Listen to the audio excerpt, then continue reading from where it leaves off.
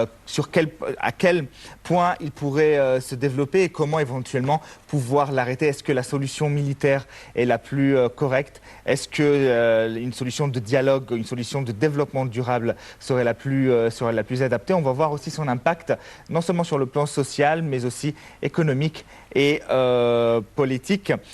Docteur Adelman, vous êtes avec nous, vous êtes président de l'association Euroméditerranée et professeur pour le développement durable et professeur aussi d'économie. Merci d'être avec nous. Bonsoir, monsieur Rosti.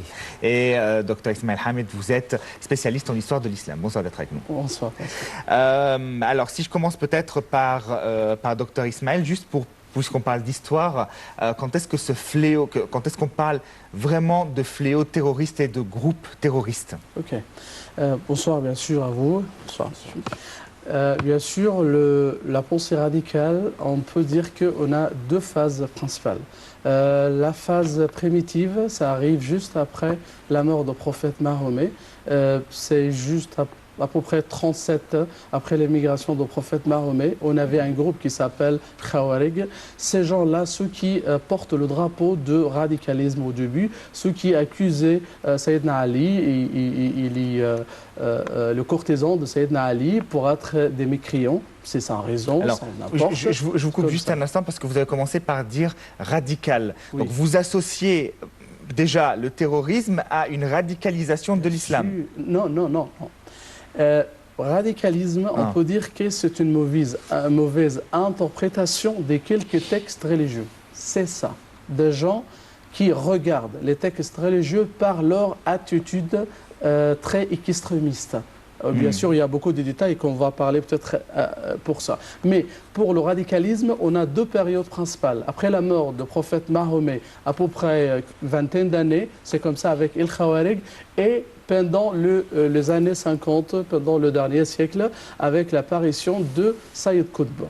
Sayyid Qutb, bien sûr, c'est un penseur de frères musulmans. C'est lui qui succédait, pas Hassan el-Banna directement, mais c'est Antoro, il y avait des dizaines d'années. Donc après Sayyid Qutb, c'est lui qui marque la période radicale de notre période moderne, avec ses livres, avec beaucoup de choses qui étaient catastrophes dans l'islam et qui étaient bien sûr la source pour la pensée radicale dans le monde entier. Donc parce que là, vous passez d'un millénaire à un autre. Vous parlez donc vrai. de ceux qui ont commencé avec le calife Ali, qu'Allah l'agrée. Oui. Et là, vous venez donc dans notre époque moderne, au XXe siècle, avec...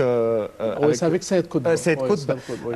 Donc là, on parle d'un millénaire de différence. Okay. Mais encore une fois, vous dites, et vous insistez sur le mot radical. Oui. Et j'ai envie de poser une question. Est-ce que pour vous, le terrorisme... Parce que moi, c'est vraiment le terrorisme dont je parle, pas vraiment des idées extrémistes. Parce qu'au fond, il y a des gens qui, pour eux, par exemple, la vie pure est la vie selon le mode de vie du prophète. Alors, on ne mange pas avec des cuillères et des fourchettes, on s'habille en djellaba, on laisse pousser la barbe. On ne regarde pas la télévision, mais ce ne sont pas des gens qui vont attaquer et tuer de façon lâche et sanglante. Moi, je parle vraiment d'idées terroristes, d'idées de personnes assoiffées de sang et meurtrières. Quand est-ce qu'on commence vraiment à parler de ça après la mort du prophète ou bien après? Bien sûr, c'est l'idée pour quelqu'un qui est radical pour son opinion, il est fanatique. Mon idée, c'est la vérité. Okay? C'est mon idée véridique, pas d'autre chose. C'est ça le radicalisme, ou le fanatisme, on peut dire ça. Après, c'est beaucoup développé pour ça, sa pensée, on refuse les autres, on tue les autres. C'est ça. Donc, c'est mon idée, c'est la vérité. Après, je refuse les autres, pas de respect, pas de tolérance, je tue les autres. Ça, c'est développé comme ça. Donc, on commence par un radicalisme borné et ça se termine par ce terrorisme sanguinaire. Bon, très bien. Alors, si on revient à vous, docteur Adel, en Europe ou en France plus précisément, puisque c'est là où vous vivez, ce fléau terroriste, quand est-ce qu'on commence vraiment à en parler? En fait, ce qui s'est passé vendredi 13, c'est une horreur. Terrible preuve pour la France et pour le monde entier. J'y cite l'Égypte également. On était touché et on est encore touché par ces actes responsables et lâches. Le Liban, Kenya et la Turquie. Effectivement, en France, on peut retourner encore plus loin. C'est-à-dire à l'époque, bon, il y avait la guerre d'Algérie. Donc, ont commencé d'adopter, certains groupes adopter une manière plus agressive vis-à-vis de l'État français au nom de l'indépendance, la guerre de l'Algérie, etc. Donc la preuve que l'état d'urgence était décrété 2 ou 3 fois dans les années 60, c'était la tension entre l'Algérie et la France. Et aussi en 2005, suite des émeutes qui étaient passées en banlieue parisien, en arrivant aujourd'hui au 13 novembre 2015. Donc l'histoire est tout à fait récente par rapport à ce qui se passe dans le monde entier, en Europe. L'ouverture des frontières, bien sûr, a donné l'occasion d'infiltrer plus des gens qui adoptent cette pensée extrémiste. Aussi la tolérance, entre guillemets, des États européens au nom des droits de l'homme, etc. Donc on accueille les réfugiés, entre guillemets, politiques. En fait, c'est une bombe à retarder qui produit aujourd'hui ce qui se passe en Europe et d'ailleurs dans d'autres pays européens. Donc le phénomène d'extrémistes et de terroristes en Europe, c'est tout à fait récent. Ça date depuis les années 60 et a commencé à évoluer par rapport à la position quelquefois politique de certains pays comme la France par rapport à la crise syrienne et d'autres pays par rapport à la question, le conflit israélo-arabe. Donc l'Europe est devenue, au nom des droits de l'homme, les terrains propices pour accueillir des gens au nom des réfugiés politiques, mais malheureusement ces gens-là apportent avec eux certaines idées extrémistes. Ils ont commencé d'attaquer les pays d'accueil qui sont ouverts leurs portes et les pays européens ont accepté ces gens pour démarrer leur vie sur le sol français ou d'autres pays. Malheureusement, ça tourne mal. Et ce qui est nouveau dans ce qui se passe en France ou ailleurs en Europe, ils ne sont pas tout à fait des étrangers, ils sont des gens qui sont nés en France, bah oui. Ils sont des Français, des familles immigrées. Et bien sûr, il y a beaucoup de questions. Le phénomène est très large. On peut parler. C'est là où j'ai envie de vous poser une question parce que, je veux dire, votre discours me fait penser quand même à un discours assez conservateur de partis politiques conservateurs. Quand vous dites, par exemple, que des réfugiés, qu'à cause des réfugiés politiques et des gens qu'on accueille en France, le terrorisme se développe, alors que la plupart étaient des Français de souche, de Français d'origine, ou même il y avait même des Français convertis de Bretagne. Je peux vous dire que la Bretagne, c'est vraiment le terrain, c'est vraiment chauvin comme région. Qui sont partis en Syrie. Et donc, je veux dire, je ne vois pas en quoi les réfugiés syriens seront la cause de ces fléaux. Je pense qu'il y a autre chose, non ?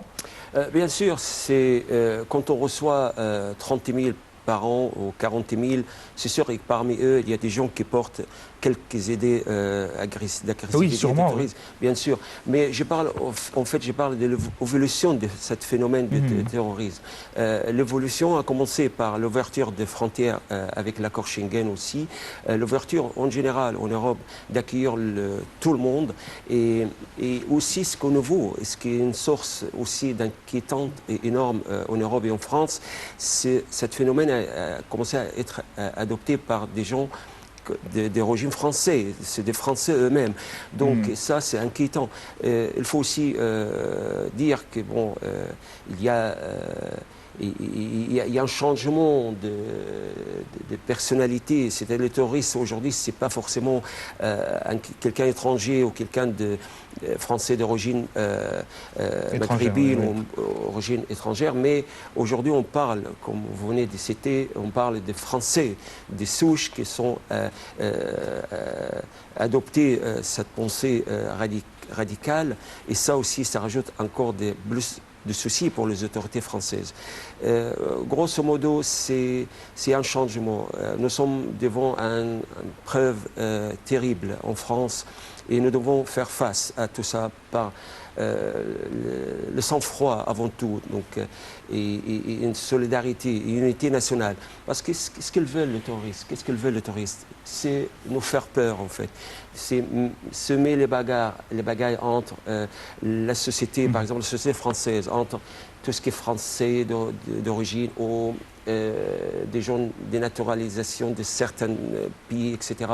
Donc j'ai fait stigmatisé ou une voilà, certaine communauté et puis une certaine croyance. Parce qu'après chaque attentat, après chaque acte terroriste, la communauté musulmane en France se sent très mal, malgré leur bonne foi, malgré leur solidarité à leurs voisins, leurs amis, etc. Mais chaque fois, quand il y a un acte terroriste comme ça, le premier touché à cause de cet acte, c'est le musulman de France. Et je crois que le président Hollande a bien appelé à l'unité nationale. Nous sommes tous Français qui vivent en France, soit d'origine française ou d'autres origines. Donc je crois que l'unité nationale est très demandée, sollicitée par les chefs de l'État. Je crois qu'il y aura d'autres conséquences, peut-être politiques et économiques à la suite de ces attentats. Et donc vous pensez que la fermeture des frontières pourrait être une solution ?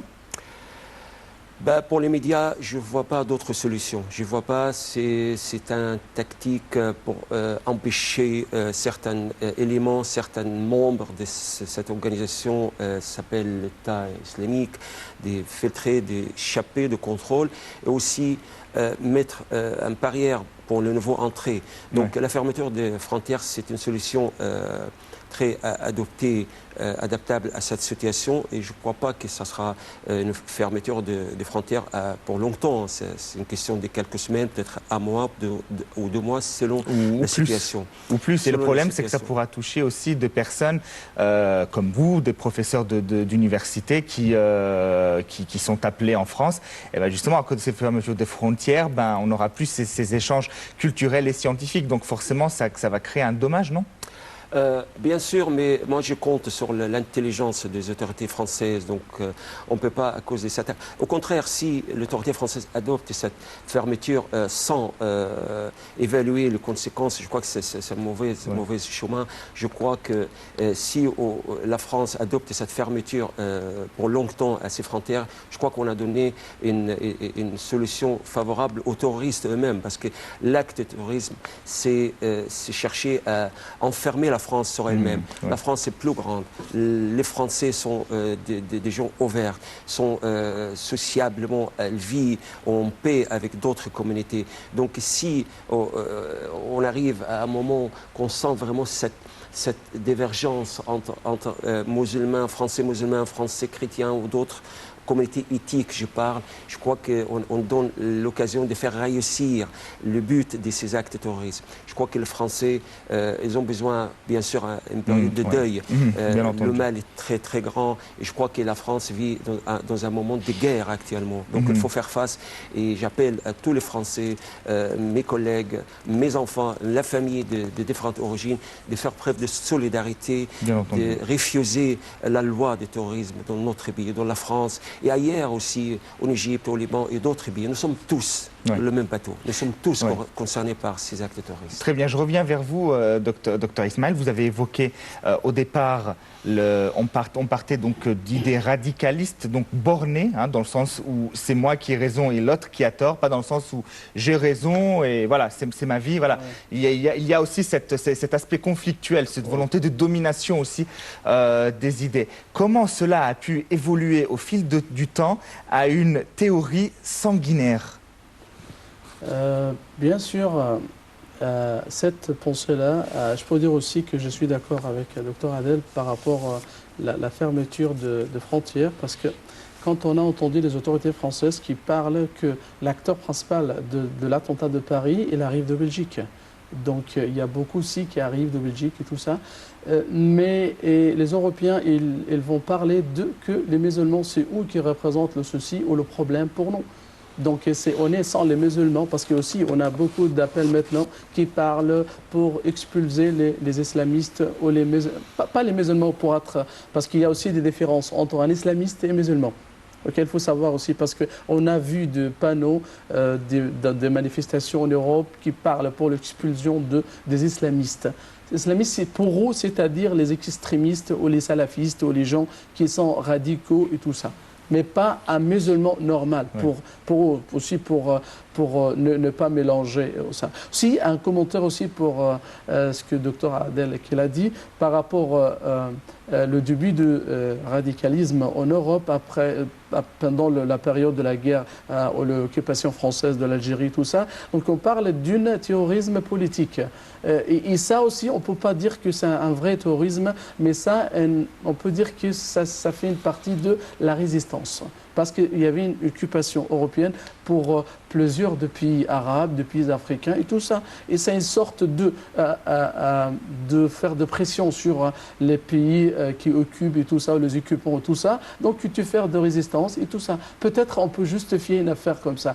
Mais après 11 septembre 2001, donc on parle d'une période de terrorisme qui porte le drapeau de l'islam ou de la religion.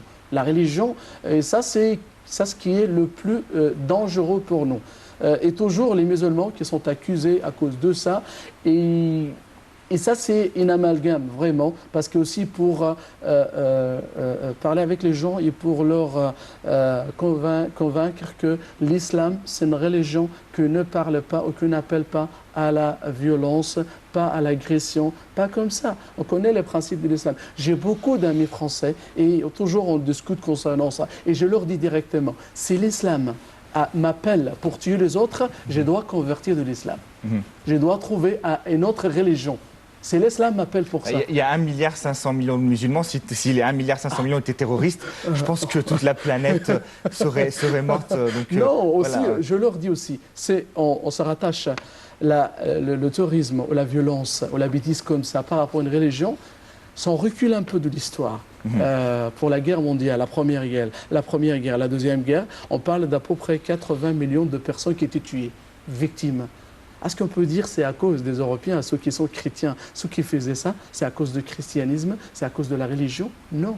C'est un criminel. Quelqu'un qui tue l'autre, c'est un criminel. Il faut donner la terminologie ou la vraie terminologie à l'acte.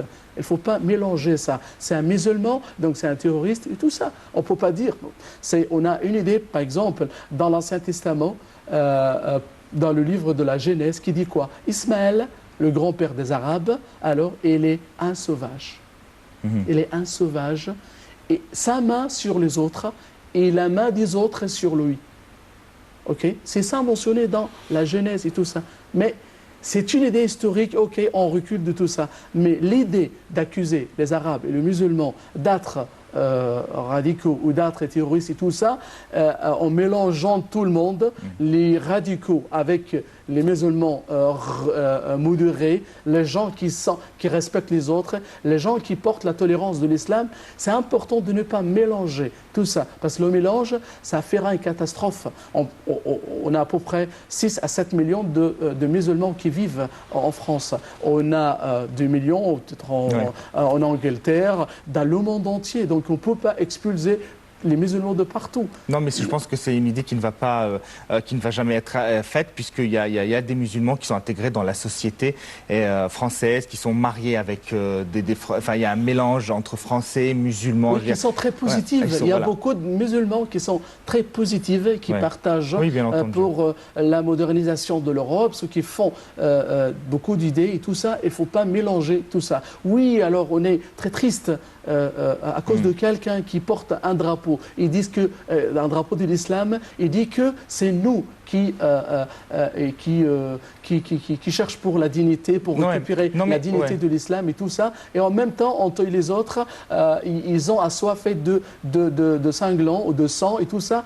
C'est pas possible. Donc on a beaucoup de textes, on a beaucoup de choses, de textes religieux, soit dans le Coran, soit dans les traditions du prophète Mahomet, qui nous appellent toujours d'être tolérants, de respecter les autres et tout ça. Si on a des textes, on peut lire ça. Donc mais je pense, et vous allez peut-être me confirmer, Dr Adel, que les Français et les Européens savent qu'au fond, ces idéaux sanguinaires ne viennent pas de l'islam. Est-ce qu'il y a vraiment une montée de l'islamophobie en France, ou c'est juste qu'on veut nous faire croire cela pour créer un espèce de conflit communautaire qui serve aux intérêts des uns et des autres? Écoutez, la montée de l'islamophobie, désolé, c'est pas la faute des Européens. on a besoin toujours d'un discours modéré de l'islam. Non, mais elle existe ou elle n'existe pas, cette islamophobie? Je ne peux pas cacher, ça existe. Mais l'ampleur a grandi vraiment, comme on le dit, écoutez, prenez par exemple ce qui s'est passé le 7 et le 9 janvier, après l'attentat de Charlie Hebdo. Bien sûr, ça, après, bon, à cette époque, après cet attentat, c'était pourquoi? Parce qu'il y avait le caractère contre le prophète Mohammed, etc.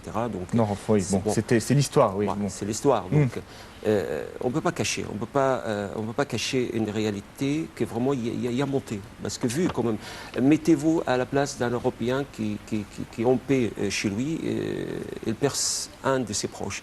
Donc, ils ont raison d'avoir cette tendance, cette peur de tout ce qui est près de l'islam. Ce n'est pas leur faute, c'est le nôtre, c'est le rôle d'imam, le rôle des communautés musulmanes, les responsables de l'islam en France.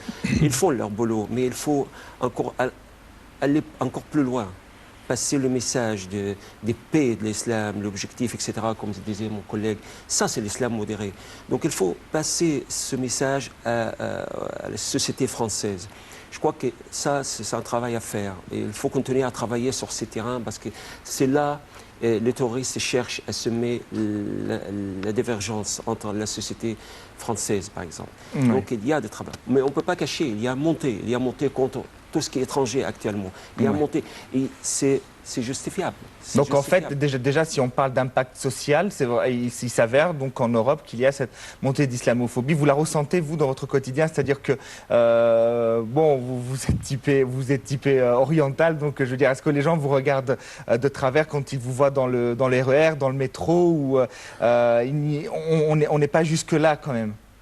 Bah écoutez, peut-être pas vous, mais enfin... Je ne vous cache pas, mais moi, personnellement, j'ai mes enfants à Paris, qui vivent à Paris, beaucoup des amis sont nés en France, mais je ne vous cache pas quand même, après chaque attentat, il y a des questions, je me pose la question, qu'est-ce que j'y réponds à une mère qui a perdu son fils? Qu'est-ce que j'y réponds? Quand elle pose la question, est-ce que c'est ça l'islam? Qu'est-ce que vous faites, vous, les étrangers, les musulmans, etc. On est mal paré, on est toujours dans une situation très critique après chaque attentat. Donc il y a du travail à faire, il y a des discours de l'islam modéré.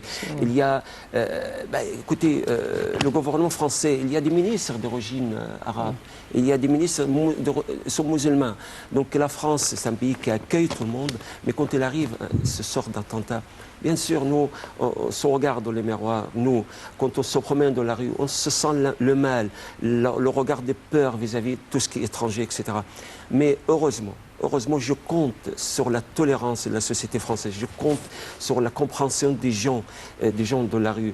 C'est un moment quand même difficile, il faut faire passer le courant. Le vague est très haut cette fois-ci. Il faut laisser le temps pour apaiser un peu le mal, le douleur de chaque famille. Après, on discute. Il y a toujours la discussion, les dialogues entre plusieurs communautés, etc. Mais laissez les Français, les victimes, les familles de victimes, laissez-leur le temps. Ce n'est pas le moment maintenant de défendre l'islam ou que c'est bloquer l'islam, modéré ou pas modéré.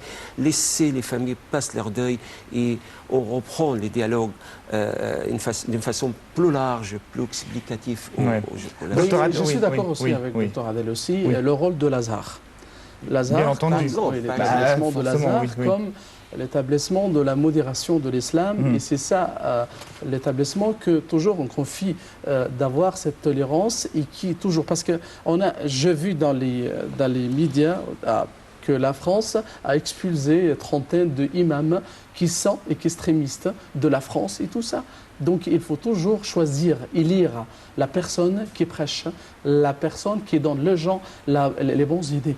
Le problème chez nous, que chacun interprète l'affaire d'après lui, d'après son attitude, même d'après son imam. C'est là un imam qui est radical et comme ça, donc alors je le suis, sans penser, sans réfléchir et tout ça. Ça fait partie de notre, vraiment, notre amalgame et de notre catastrophe en même temps.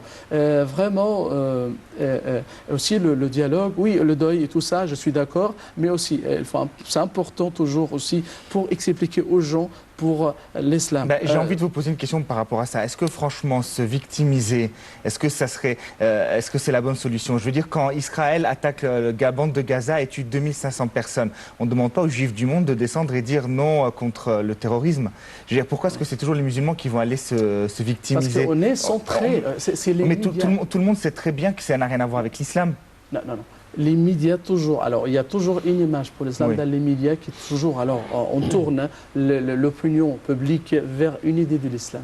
Bien sûr, tu connais qu'il y a beaucoup de supporters des juifs dans les médias et tout ça. Ceux qui nous donnent toujours la vérité des juifs et tout ça. On a des catastrophes qui arrivent en Palestine et tout ça, de l'occupation. On parle de quelqu'un, c'est un ministre d'Israël qui parle de quoi? Alors, c'est Israël, c'est un État pour les juifs. Donc c'est un État religieux. Donc si tu parles dans tout le pays du monde, est-ce que c'est normal? On peut dire que l'Égypte c'est un pays pour les musulmans, la France c'est un pays pour les chrétiens. Non, ça n'existe pas maintenant dans notre monde. Maintenant, c'est un ministre d'un pays comme ça qui parle d'un État pour certains religieux comme ça. Donc, mais il n'y a pas d'action ou de réaction des autres de ça. Ok, il parle comme il veut. Et ça, c'est une condition pour avoir la paix avec les Palestiniens. Donc, c'est drôle, parce qu'aussi, on a deux poids différents par rapport à tout ça. Il y a sûrement deux poids, deux mesures. Je vous pose la même question à vous, Dr Adel. Est-ce que vous pensez que les musulmans de France ou les musulmans d'Europe doivent se justifier, se victimiser pour vraiment rassurer la population? Encore une fois, je reprends le même exemple que l'État israélien. On ne demande pas aux Juifs de s'excuser pour les crimes commis par le gouvernement israélien. Écoutez, il n'y a personne qui demande personne de justifier ce qui s'est passé. Il n'y a personne. L'État français, le gouvernement ne demandait pas de justification. Il n'y a personne qui demande les musulmans de France de justifier ça. Ils n'ont pas le droit d'ailleurs, parce qu'ils savent très bien que le musulman de France, il vit avec eux, il mange avec eux, se marie entre eux, donc ils savent très bien leurs voisins, leur personnalité, leur attitude, etc. On n'a pas besoin de justifier. Si on commence à chercher à justifier, donc on est responsable. Donc c'est une erreur, une grande erreur de rentrer dans la question de justifier ou pas justifier. Mais laissez-moi vous dire que l'organisation d'État islamique, c'est rien à voir avec l'islam et tout le monde le sait. C'est cette réalité. C'est une sorte de nouvelle organisation, c'est une industrie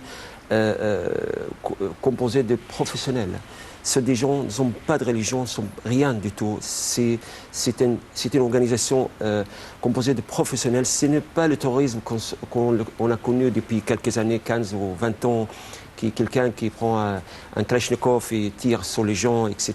Mais aujourd'hui, voyons la façon qu'étaient commis les actes du 13 novembre. On sait très bien, ce n'est pas n'importe qui fait ça. Ce sont des professionnels, ce sont des organisations bien organisées, bien déterminées. Ce sont des gens qui ne sont pas des références, quelles qu'elles soient, ni religieuses, ni politiques, etc. Je crois qu'il faut taper fort sur d'abord les financements de cette organisation. Il faut taper très fort sur l'origine, ça vient d'où exactement. Je crois que c'est le rôle, ce qu'elle fait actuellement la France. Il y aura une conférence bientôt en Europe, à la Commission européenne, entre les ministres intérieurs de chaque pays. Il faut étudier les choses. Je crois qu'il faut prendre les choses en sérieux, parce que quelquefois, après l'attentat de Charlie Hebdo, je crois qu'il y avait certains relâchements, certaines sérénité, mais je crois que ce n'est que le début, je crois. Je crois que la France et le pays européen doivent mettre ça sur la table, clair et net, pour effectivement combattre les sources, l'origine de ce mouvement qui s'appelle Daesh ou l'État islamique. On va parler un peu politique avec vous, Dr Adel. Peut-être pouvez-vous nous dire s'il y a un éventuel impact socio-politique ou politico-économique par rapport à ces attaques et par rapport à ce fléau? Écoutez, c'est encore tôt, mais juste quelques réflexions. Parce que vous savez, une semaine avant le vendredi noir, le 13 novembre, je crois qu'il y avait un discours de l'ex-président français Nicolas Sarkozy. Il a effectivement parlé de la sécurité, il a parlé de l'autorité de l'État, et quelques jours après, on se trouve devant ce massacre. Je crois qu'un impact politique, ça peut être le discours de l'ex-président, je crois que ça sera un point. Il y aura peut-être l'appui, le soutien de certains électeurs pour la prochaine élection présidentielle en France. Donc, au niveau politique, je crois qu'il y a M. Nicolas Sarkozy, peut-être peut gagner, entre guillemets, de plus de votes. Lorsqu'il s'agit de la sécurité des Français, et lui, il met toujours l'accent sur la sécurité des Français, et il a raison. Et vendredi 13 prouve ses propos. D'autre côté, je crois que politiquement, il y aura une hausse de la popularité de Mme Marine Le Pen. Ça, on sait très bien la position. Vous pensez vraiment, je trouve que les médias sont plutôt critiques envers notamment son discours, qui, selon eux, a divisé l'Union nationale au lieu de l'unir. Je crois que ce qui s'est passé au vendredi 13, ça donne plus de force, plus de soutien indirect aux électeurs du Front National en France. Je suppose, à mon avis, il y aura une hausse de popularité de Mme Le Pen, aussi pour M. Sarkozy, concernant la question de sécurité. Ça, c'est concernant le plan politique. Économiquement parlé, je crois que j'étais ravi que monsieur le ministre des Affaires étrangères, Laurent Fabius, il a confirmé que le COP21 aura lieu le 30 novembre jusqu'au 11 décembre. C'est une bonne chose parce que la question est très urgente pour le COP21, pour le climat, pour les futures générations. Donc il n'y aura pas de changement. Le COP21 aura lieu à temps. Et d'autre côté, économiquement, je crois que les dernières statistiques concernant l'économie française, il y avait quand même certaines améliorations. La croissance est de retour en France, surtout pendant le troisième trimestre. La France a connu 0,3% de croissance, plus 0,7% de croissance d'investissement. Donc il y avait des signes positifs dans l'économie française. La France a accueilli cette année, jusqu'à mois d'août, à peu près presque près de 85 millions de touristes. Donc la question qui se pose après le vendredi 13, qui va se passer? Je crois l'acte de tourisme, il y aura toujours un impact à court terme sur les données économiques. Donc je ne crois pas qu'il y aura des conséquences négatives ou très remarquables sur l'économie française. Je suis juste quelques ralentissements, quelques retards. Sur les échanges avec les différents partenaires internationaux? Non, je ne crois pas. C'est un acte, du point de vue économique, pourrait avoir un effet à très court terme. Et je crois que la relation reste toujours la même, le flux des touristes reste toujours le même. C'est vrai, peut-être pour la période de Noël, il y aura peut-être on va perdre peut-être quelques pourcentages de touristes qui viennent à Paris pour les Champs-Élysées, etc., par mesure de sécurité. Mais je crois que l'impact ne sera pas très significatif. Mais l'impact le plus significatif, à mon avis, ça sera sur le plan politique. Concernant la prochaine élection présidentielle, je crois que le sujet de sécurité va dominer la campagne électorale pour le 2016. Oui, très bien. Dr Ismaël, j'ai envie de faire une parenthèse, ou alors vraiment changer de vision avec vous et parler de cette vision qu'a eu le prophète. On a lu ça sur le Huffington Post, sur notamment l'apparition de ces groupuscules. Il en parlait il y a à peu près 1420 ans. Il parlait de ces personnes qui se disent musulmans mais qui ne le sont pas, qui prêchent une idéologie de l'islam alors qu'elle est loin de l'être. Il a décrit ces personnes donc avec des barbes et des cheveux longs, et il les a évoqués comme dans l'islam, ils font partie de ce qu'on appelle les petits signes de la fin du temps. Est-ce que vous pouvez nous donner un petit peu plus sur ça? Bien sûr, si je comprends bien, par rapport les images de gens qui prétendent d'être islamistes juste par la barbe ou la jalaba ou les cheveux, tout comme ça, je peux dire que pour eux, ils disent qu'on imite la sunna du prophète Mahomet. Et pour la sunna, et bien sûr, on a de la sunna, qu'est-ce qu'on dit là? C'est juste de l'apparition de la personne. Okay? Et ça, c'est une sunna, par exemple, la jalaba. On n'est pas obligé en islam de porter la jalaba. Pour la barbe, oui, il y a des textes qui parlent pour la barbe et tout ça, mais il y a des gens qui exagèrent beaucoup pour la barbe, pour la longueur de la barbe et tout ça. C'est quoi comme l'islam, c'est juste la barbe. Oui, il y a la barbe en islam, mais il ne faut pas exagérer. De comme ça, je trouve quelqu'un avec la barbe qui arrive jusque... Comme ça, tu parles de presque demi-mètre pour lui. Il est comme ça, il est presque arrogant avec sa barbe et tout ça. C'est pas l'islam, la forme comme ça. Il y a ceux aussi qui montent, qui exagèrent pour les cheveux et tout ça. Et en même temps, les cheveux, les choses comme ça, c'était convenant à l'époque. Par exemple, le prophète vivait dans le désert. Okay? Donc, si on a la barbe ou les cheveux longs et comme ça, c'est bien pour protéger alors la tête et comme ça. Mais pour ceux qui insistent des idées comme ça, et l'islam ne s'est pas représenté que par les formes ou les images comme ça. En fait, Dr Ismaël, ce que je voulais dire, c'est est-ce que vous pouvez peut-être nous évoquer cette vision qu'a eu le prophète qui est assez intéressante sur ces personnes. Quand est-ce qu'il a parlé de ces personnes-là? Est-ce que c'est avant sa mort? Est-ce que c'est durant la hijra? Ou à quel épisode précis? Quelle était la réaction des compagnons et quel est finalement le message qu'il voulait envoyer à la Oumma, donc à la communauté musulmane? Oui, le prophète Mahomet, il a beaucoup parlé concernant des gens qui arrivent, ceux qui sont avec notre image, ceux qui nous imitent et tout ça, mais ne sont pas de nous. Ils ont des pensées très différentes et tout ça. Et le prophète, il a parlé aussi concernant les commémorations, ces devises en 70 groupes. Et ils sont tous à l'enfer. Il n'y a qu'un seul groupe, c'est le groupe sauvé. Mais le problème que chacun se considère comme c'est nous qui représentons le groupe sauvé. Daesh, les terroristes, ils disent que c'est nous que le prophète qui nous parle. C'est l'amalgame comme ça. Chacun se considère comme c'est lui que le prophète pieux, parle comme ça. Pieux, oui, il connaît le plus pieux. C'est nous qui représentons le message du prophète Mahomet. Et c'est ça, l'affaire très difficile pour l'extrémisme, pour le radicalisme. C'est moi, le fanatique de mon opinion, de mon attitude, de mon interprétation de l'islam. C'est ça la vraie. Donc c'est ça le problème, parce qu'elle n'a pas elle n'est pas prête pour discuter avec les autres, pour accepter même les autres, et même si elle a des opinions différentes. Pour nous, la différence en islam, c'est une merci pour les gens.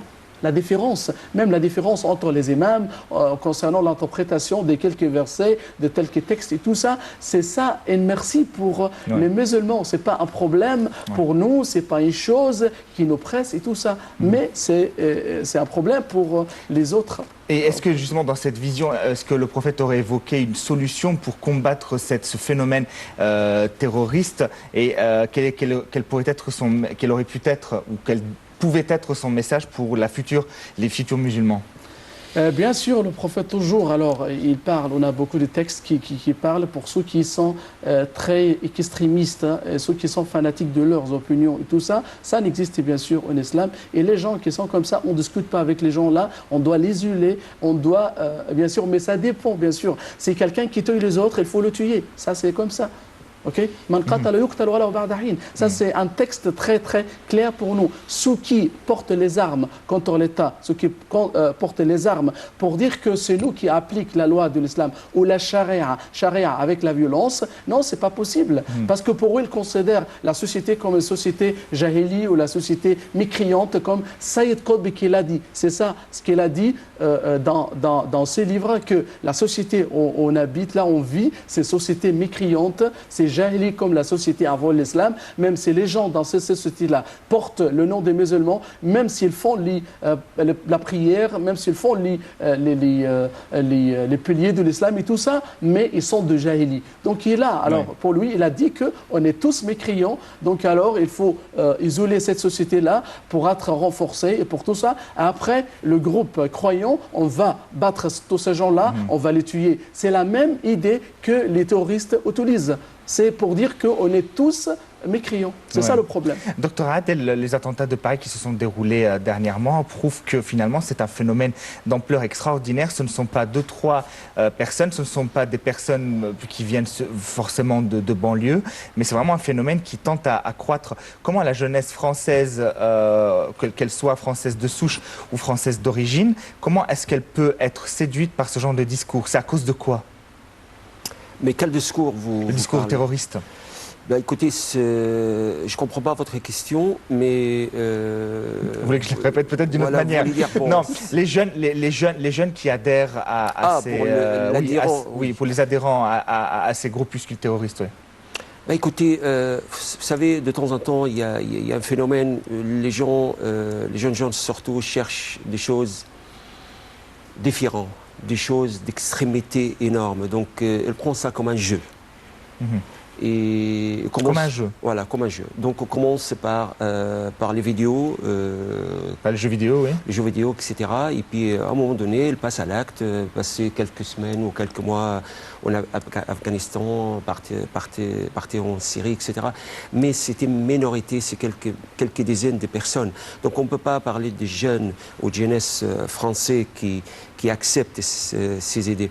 Donc je crois qu'il y a quand même beaucoup de réserves sur la question des séductions. Il n'y a pas, si on regarde la société française, donc si on compte combien de personnes, c'est une dizaine de personnes, une vingtaine de personnes, sont dans une situation familiale très, très difficile, sont abandonnés, sont exclus de la société, etc. Et en même temps, ils ont psychologiquement quelques tendances de violence, etc. Donc ils trouvent en fin de compte, trouvent leur satisfaction de joindre ce type d'organisation. Donc ça peut-être, ça justifie pourquoi ils sont séduits par ce groupe terroriste. Je vous pose la même question, docteur Ismaël. Comment est-ce que, oui.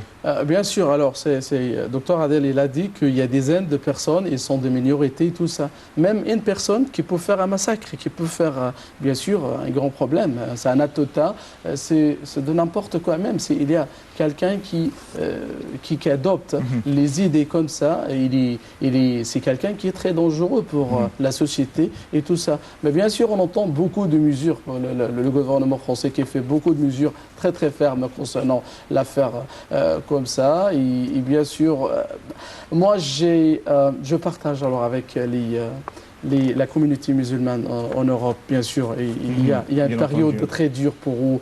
Il y a beaucoup de souffrances qui les attendent vraiment après ça, à chaque attentat. Mais vraiment, cet attentat-là, on peut dire c'est la deuxième phase de la période très dure pour les musulmans après 11 septembre. Donc, alors, c'est ça, le 13 novembre, là, on parle de notre période très difficile pour les musulmans, particulièrement ceux qui habitent dehors leur pays, ceux qui habitent en Europe, aux États-Unis, tout ça. Ça, c'est très difficile pour eux. Et beaucoup de solidarité pour les musulmans qui habitent là-bas, parce que ça sera très difficile. On entend beaucoup de brûler les mosquées, de faire beaucoup de problèmes pour les musulmans, soit dans beaucoup de pays en Europe, aux Pays-Bas, même en France, en Belgique, tout ça. Ça, c'est très difficile. Et j'apprécie vraiment la souffrance qu'il aura pendant cette période. Donc, on doit beaucoup soutenir les musulmans là-bas. Ouais. Et aussi, en même temps, il faut être attention pour leurs enfants. Parce que aussi, si tu te parles d'une famille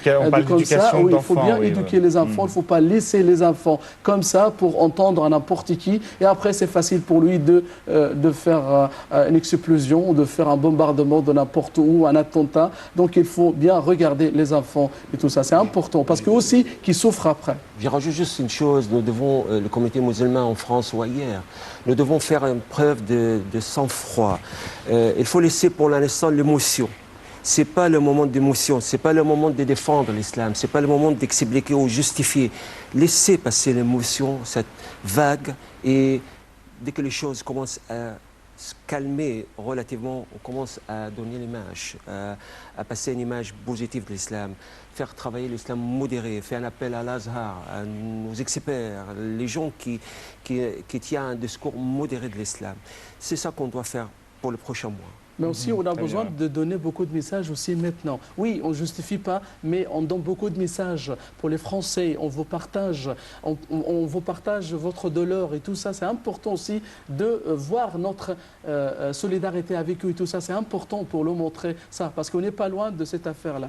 Donc, et aussi, même les Russes maintenant, ils nous critiquent beaucoup parce qu'on ne donne pas beaucoup de solidarité, beaucoup de partage avec eux, parce que, et comme ça, on n'a pas fait beaucoup de grandes choses. Donc, ça fait des problèmes entre le peuple russe, parce que je connais aussi, j'ai beaucoup d'amis qui me parlent de ça. C'est pas, on n'a pas fait beaucoup de choses après le problème du crash de l'avion, tout ça. Donc, il faut donner beaucoup de messages de paix, de messages d'amitié et de fraternité. C'est très important aussi pour donner tout ça aux Il ne faut pas non plus polémiquer. On ne cherchait pas à polémiquer. La mort la vie humaine est très chère, donc on ne cherche pas à rentrer dans les polémiques. Alors c'est sur ces messages positifs qu'on va terminer. Malheureusement, le temps qui nous est imparti est terminé. Merci à vous. Je remercie Dr Ismail Hamid, historien, donc spécialiste de l'histoire de l'islam. Merci à vous, Dr Adel Mahana. Vous êtes professeur d'économie et président de l'association euro-méditerranéenne pour le développement. Merci d'avoir été avec nous. Je vous remercie, chers téléspectateurs, d'avoir été avec nous ce soir. Je vous laisse en compagnie de nos collègues anglophones. Au revoir.